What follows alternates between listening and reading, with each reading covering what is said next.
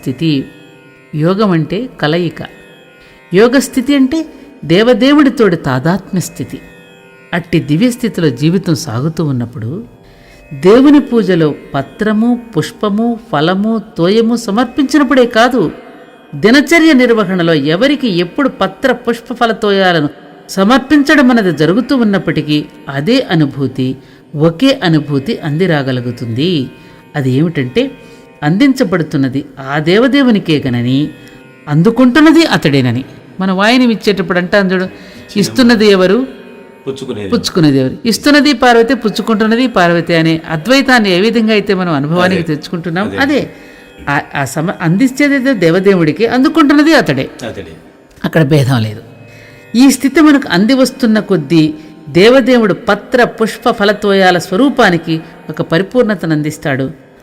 ఆ ఒక పరమార్థాన్ని మనకు అనుగ్రహిస్తాడు.